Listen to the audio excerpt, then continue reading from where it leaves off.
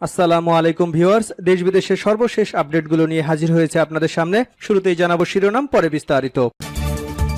শুরুতেই জানাবো তফসিল ঘোষণার ষড়যন্ত্র জীবন দিয়ে রুখে দেওয়া হবে। জামায়াতে ইসলামের কেন্দ্রীয় মজলিসের শূরা সদস্য মোহাম্মদ জামাল উদ্দিন বলেছেন, দেবদাস ও বংশবদ নির্বাচন কমিশনের মাধ্যমে মাফিয়া সরকার দেশে আবারও একতরফা নির্বাচন করে রাষ্ট্রীয় ক্ষমতা কুক্ষিগত করা দিবাস্বপ্ন দেখছে। কিন্তু বীর জনতা এই ষড়যন্ত্র মোকাবেলায় স্বতঃস্ফূর্তভাবে রাজপথে নেমে এসেছে। সরকারের পতন না হওয়া পর্যন্ত জনতার এই অবরোধ অব্যাহত থাকবে।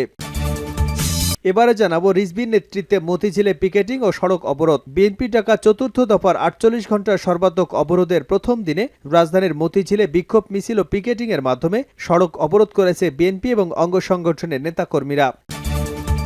জানাবো আগামী দ্বাদশ জাতীয় সংসদ নির্বাচনের তফসিল ঘোষণার পরই শুরু হবে বিএনপির আসল আন্দোলন। প্রিয় দর্শক, এ বিষয়ে রয়েছে একটি বিস্তারিত আলোচনা, ভিডিওটি না টেনে দেখতে থাকুন।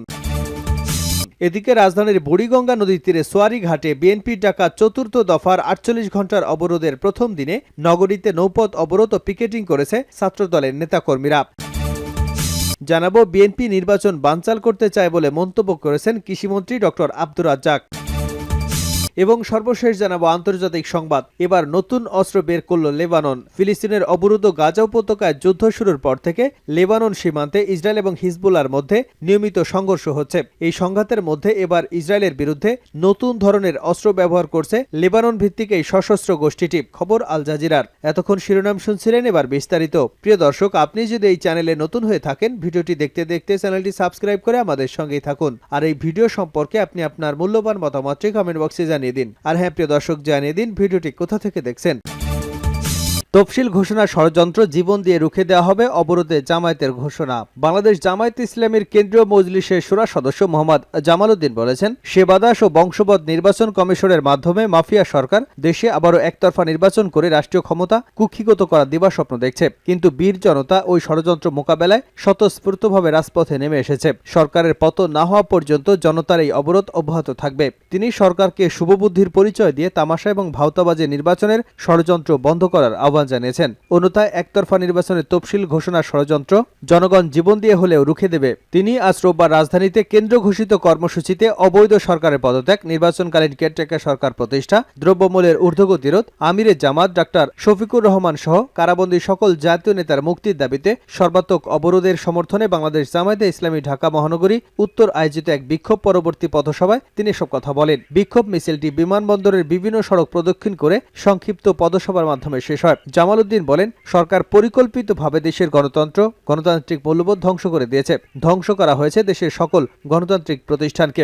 অবাধ গণতন্ত্রের রক্ষা কবচ নির্বাচনকালীন কেয়ারটেকার সরকার পদ্ধতিকে আদালতে দোহাই দিয়ে বাতিল করা হয়েছে। সাংবিধানিক প্রতিষ্ঠান নির্বাচন কমিশনকে দলদাস কমিশনে পরিণত করা হয়েছে। বিচার বিভাগ, প্রশাসন, আইনশৃঙ্খলা রক্ষাকারী বাহিনী সহ রাষ্ট্রীয় সকল প্রতিষ্ঠানকে দলীয়করণ করে দেশের এক ভীতিকর পরিস্থিতি সৃষ্টি করা হয়েছে। ফলে দেশে একটি স্বৈরতান্ত্রিক এবং ফ্যাসিবাদী রাষ্ট্রে পরিণত হয়েছে। জনগণকে তাদের সাংবিধানিক ও গণতান্ত্রিক অধিকার থেকে বঞ্চিত করা হয়েছে। তাই দেশ ও জাতির বৃহত্তর স্বার্থে এই জুলুমবাজ এবং অগণতান্ত্রিক সরকারের পতনের কোনো বিকল্প নেই। তিনি টালবাহানা পরিহার করে অবিলম্বে সরকারকে পদত্যাগ ও কেয়ারটেকার সরকারের হাতে ক্ষমতা হস্তান্তরের আহ্বান জানান। অন্যথায় এজন্য সরকারকে চড়া মূল্য দিতে হবে। রিজভির নেতৃত্বে মতিঝিলে পিকেটিং, সড়ক অবরোধ। বিএনপির ডাকা চতুর্থ দফার ৪৮ ঘণ্টার সর্বাত্মক অবরোধের প্রথম দিনে রাজধানীর মতিঝিলে বিক্ষোভ মিছিল ও পিকেটিং এর মাধ্যমে সড়ক অবরোধ করেছে বিএনপি এবং অঙ্গ সংগঠনের নেতাকর্মীরা। রোববার মতিঝিল আইডিয়াল স্কুল অ্যান্ড কলেজের সামনে কাঁচাবাজার মোড়ে এতে নেতৃত্ব দেন বিএনপির সিনিয়র যুগ্ম মহাসচিব রুহুল কবির রিজভী। গত ২৮ অক্টোবর ঢাকায় মহাসমাবেশে হামলা, বিভিন্ন দলের সহস্রাধিক নেতাকর্মীকে গ্রেপ্তার ও হত্যা, সরকারের পদত্যাগ ও নির্দলীয় নিরপেক্ষ তত্ত্বাবধায়ক সরকারের অধীনে নির্বাচন সহ এক দফা দাবি আদায়ের লক্ষ্যে টানা চতুর্থ দফার ৪৮ ঘণ্টার অবরোধ কর্মসূচি ঘোষণা করেছে বিএনপি এবং সমমনা দল ও সংগঠন। এ সময় সংক্ষিপ্ত বক্তব্যে রুহুল কবির রিজভী বলেন, গণতন্ত্র পুনরুদ্ধার আন্দোলনে ও মানুষের অধিকার প্রতিষ্ঠায় বিএনপি অবরোধে সর্বাত্মক জনগণের সমর্থন রয়েছে।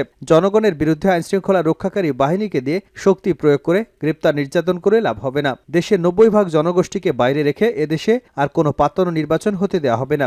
জনগণের সামনে আর কোনো অপশক্তি টিকতে পারবে না। বাংলাদেশের মানুষের ভোটের অধিকার প্রতিষ্ঠা করেই বিএনপি নেতাকর্মীরা ঘরে ফিরবে। রিজভী বলেন, সারা বাংলাদেশের রাস্তাঘাট, মহাসড়ক সহ প্রত্যেকটি জায়গায় উপস্থিত হবে এবং সরকারের যত জুলুম, নির্যাতন, নিপীড়ন, অত্যাচার প্রতিহত করেই রাজপথে থাকবেন। বিএনপির পক্ষ থেকে সারা দেশে গণতন্ত্রকামী মানুষকে সেই আহ্বান জানানো হচ্ছে। তফসিলের পরে বিএনপির আসল আন্দোলন। এক দফা দাবি আদায়ে আন্দোলন করছে বিএনপি। 28 অক্টোবর তাদের মহাসমাবেশে তারা নিজেরাই আত্মঘাতী হয়ে ওঠে।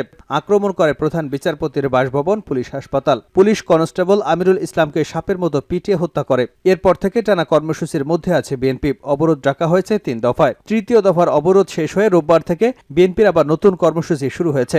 এ ধরনের কর্মসূচিগুলো ক্রমশই অকার্যকর হয়ে উঠেছে। বিশেষ করে তৃতীয় মেয়াদের অবরোধ উপেক্ষা করে জনজীবন প্রায় স্বাভাবিক হয়ে উঠেছে। যদিও দূরপাল্লার যানবাহনে ঢাকার বাইরে বিভিন্ন স্থানে নানা রকম সহিংসতার খবর পাওয়া গেছে। তবে বিএনপির বিভিন্ন নেতাদের সঙ্গে কথা বলে জানা গেছে, এতদিন তারা যে কর্মসূচি করেছে সেটি শুধুমাত্র রিহার্সেল। আসল কর্মসূচি তারা শুরু করবে তফসিল ঘোষণার পর। বিএনপির সেই প্রস্তুতি রয়েছে বলেও একাধিক দায়িত্বশীল সূত্রগুলো বাংলা ইনসাইডারকে নিশ্চিত করেছে। বিএনপির বিভিন্ন সূত্রগুলো বলছে, নেতাকর্মীদের এখন পালিয়ে থাকার পরামর্শ দেওয়া হয়েছে। বিএনপি খুব একটা পিকেটিং করছে না, শুধুমাত্র লোক দেখানোর জন্য বা টেলিভিশন কভারেজ করার জন্য রুহুল কবির রিজভীর নেতৃত্বে একটি মিছিলে প্রদর্শনী হচ্ছে এবং বিভিন্ন জায়গায় হালকা পিকেটিং হচ্ছে। ঢাকার বাইরে কিছু কিছু জায়গায় সহিংসতার খবর পাওয়া যাচ্ছে। তবে এ ধরনের কর্মসূচিগুলোর ব্যর্থতা নিয়ে বিএনপির মধ্যে কোনো ধরনের অনুশোচনা লক্ষ্য করা যাচ্ছে না। বরং তাদের মধ্যে কোনো কোনো নেতা বলছেন যে এই কর্মসূচিতে হতাশ হওয়ার কিছু নেই, সামনে তারা বড় ধরনের প্রস্তুতি নেবে। বিভিন্ন সূত্রের খবরে পরিকল্পিতভাবে বিএনপি তাদের কর্মসূচি রেখেছে এবং এই কর্মসূচিগুলো পুরো শক্তি ক্ষয় না করে নির্বাচনের তফসিল পর্যন্ত অপেক্ষার নির্দেশনা রয়েছে। নির্বাচনের তফসিল ঘোষণার পর বিএনপির আসল আন্দোলন শুরু করবে বলে এমনটাই শোনা যাচ্ছে। আসল আন্দোলনটা কি? এর উত্তরে নাম প্রকাশ না করার শর্তে বিএনপির একজন নেতা বলেন, তারা আরো কঠিন অবস্থায় আসবেন এবং সেই প্রস্তুতি তাদের রয়েছে। যে সমস্ত নেতারা আত্মগোপনে আছেন তাদের মধ্যে অনেকেই মাঠে নামবে নির্বাচনের তফসিল ঘোষণার পর। তখন তারা রাস্তায় যানবাহন চলাচলের ক্ষেত্রে বড় ধরনের বাধা দেবে, সরকারি গুরুত্বপূর্ণ স্থাপনাগুলোতে হামলা করবে, এমনকি টার্গেট কিলিং এর পথে যেতে পারে বলেও একাধিক সূত্র আভাস দিয়েছে। অর্থাৎ তারা এমন কর্মসূচি করতে চায় যাতে জনগণের মধ্যে একটা ভীতির সঞ্চার হবে। জনগণ ঘর থেকে বের হবে না, আর এর ফলে নির্বাচন অনিশ্চিত হয়ে পড়বে।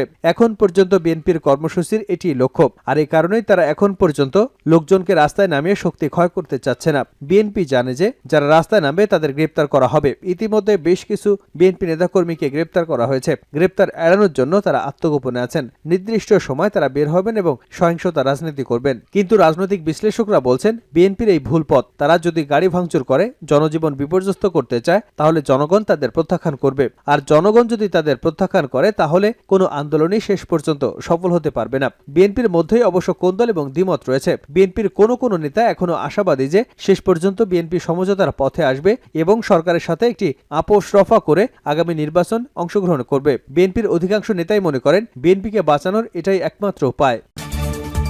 বিএনপি নির্বাচন বানচালের ষড়যন্ত্র করতে চায় কৃষিমন্ত্রী। বিএনপি নির্বাচন বানচাল করতে চায় বলে মন্তব্য করেছেন কৃষিমন্ত্রী ডক্টর মোহাম্মদ আব্দুর রাজ্জাক। তিনি বলেন, বিএনপি যদি নির্বাচনে আসতো তাহলে তাদের সেলুট দিতাম, অভিবাদন জানাতাম, স্বাগত জানাতাম। কিন্তু তারা নির্বাচন বানচাল করতে চায়, ভণ্ডুল করতে চায়। তারা জানে জিয়ার ছেলে তারেক জিয়া নির্বাচন করতে পারবে না, জেলের আসামি তিনি, তার মাও নির্বাচন করতে পারবেন না, তাই তারা নির্বাচন চায় না। শনিবার রাতে আন্তর্জাতিক মতুয়া প্রতিনিধি সম্মেলনে আলোচনা সভায় প্রধান অতিথির বক্তব্যে কৃষিমন্ত্রী এসব কথা বলেন।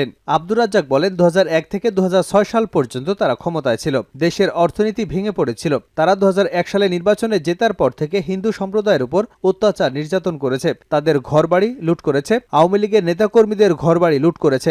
অনেকে এখনো বঙ্গবন্ধুকে জাতির পিতা হিসেবে স্বীকার করে না বলেও অভিযোগ করেন তিনি। এখনো এক ধরনের ধর্মান্ধ মানুষ ধর্মকে ব্যবহার করে বলে খুনি জিয়াউর রহমান নাকি স্বাধীনতার ঘোষক। একটি ঘোষণাপত্র পাঠ করেছেন। জেনারেল আর্মির একজন মেজর ছিলেন, তিনি নাকি স্বাধীনতার ঘোষক। 69 গণঅভ্যুত্থানের আগরতলা ষড়যন্ত্রের মামলা থেকে মুক্তি পেয়ে 1970 সালে বঙ্গবন্ধু সরোয়ার্দী উদ্যানে সরোয়ার্দীর মাজারে দাঁড়িয়ে বলেছিলেন, আজ থেকে পূর্ব পাকিস্তানের নাম হবে বাংলাদেশ, আর জিয়া রহমানের খুনিরা নাকি স্বাধীনতার ঘোষক। কৃষিমন্ত্রী বলেন, জাতির পিতা বঙ্গবন্ধু শেখ মুজিব সব সময় ধর্মনিরপেক্ষতায় বিশ্বাস করতেন। মুক্তিযুদ্ধের চেতনার মূল ভিত্তি ছিল ধর্মনিরপেক্ষতা, সাম্প্রদায়িকতা বিরোধী একটি অসাম্প্রদায়িক বাঙালি জাতীয়তার ভিত্তিতে একটি গণতান্ত্রিক ন্যায় এবং আইনের শাসনের সমাজ ও রাষ্ট্র ব্যবস্থাই ছিল মুক্তিযুদ্ধের চেতনা। এই আদর্শের সঙ্গে আওয়ামী লীগ কখনো আপোষ করেনি। এই আদর্শ থেকে সামান্যতম বিচ্যুতি আমাদের ঘটেনি। শেষ করছে আন্তর্জাতিক সংবাদ দিয়ে। এবার নতুন অস্ত্র বের করল লেবানন। ফিলিস্তিনের অবরুদ্ধ গাজা উপত্যকায় যুদ্ধ শুরুর পর থেকে লেবানন সীমান্তে ইসরায়েল এবং হিজবুল্লাহর মধ্যে এই সংঘাতের মধ্যে এবার ইসরায়েলের বিরুদ্ধে নতুন ধরনের অস্ত্র ব্যবহার করছে লেবানন ভিত্তিক এই সশস্ত্র সংগঠনটি। ইসরায়েল হামাস যুদ্ধ শুরুর পর গতকাল শনিবার দ্বিতীয়বারের মতো বক্তব্য দিয়েছেন হিজবুল্লাহর প্রধান সাইদ হাসান নাসরুল্লাহ। ভক্ত সমর্থকদের উদ্দেশ্যে দেওয়া এই বক্তব্যে এই নতুন অস্ত্রের বিষয়টি সামনে নিয়ে আসেন তিনি। নাসরুল্লাহ বলেছেন, ইসরায়েলের বিরুদ্ধে হিজবুল্লাহ যোদ্ধাদের অভিযান এবং হামলার সংখ্যা বেশ বেড়েছে। ইসরায়েলি বিমান হামলার জবাবে প্রথমবারের মতো উত্তর ইসরায়েলের শহর কিয়ারাত শোমোনায় আঘাত হেনেছিল হিজবুল্লাহ। এ হামলায় 4 ইসরায়েলি নিহত হয়েছে। তিনি বলেন, এসব হামলায় সশস্ত্র ড্রোন ব্যবহার করা হয়েছে। ইসরায়েল প্রথমবারের মতো বুরকান ক্ষেপণাস্ত্র ব্যবহৃত হয়েছে। হামাসের হামলার জবাবে 7 অক্টোবর থেকে গাজায় হামলা চালাচ্ছে ইসরায়েল। এই যুদ্ধ শুরুর পর থেকে লেবানন সীমান্তে ইসরায়েলি সেনাদের সঙ্গে প্রতিনিয়ত সংঘাতে জড়াচ্ছে হিজবুল্লাহ। এর ফলে এই যুদ্ধ মধ্যপ্রাচ্যের অন্যান্য অঞ্চলে ছড়িয়ে পড়তে পারে এমন আশঙ্কা করছেন নিরাপত্তা কর্মীরা।